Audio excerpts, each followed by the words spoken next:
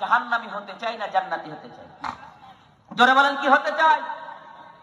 আল্লাহ তাআলা এই জান্নাতীদের কথা বা সূরা আত-তাওবার 119 নম্বর আয়াতে 111 নম্বর আয়াতে বিশদভাবে বর্ণনা করেছেন।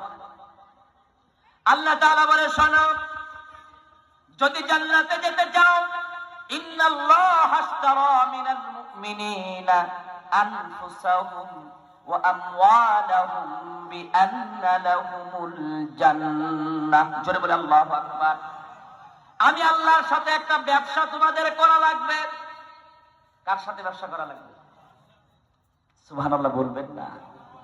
এই ব্যবসায়ী প্রথম নাম্বার শর্ত হলো মুমিন ছাড়া আল্লাহর ব্যবসায় যোগ দেওয়া।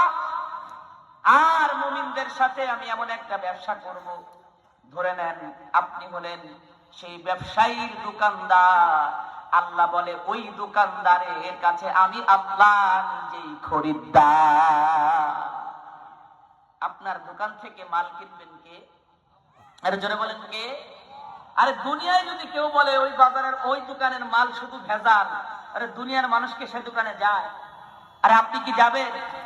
তো আপনার আমার কাছে যদি ভেজাল থাকে তাহলে আল্লাহ কি সে মাল কিনবে? আল্লাহ তাআলা বলে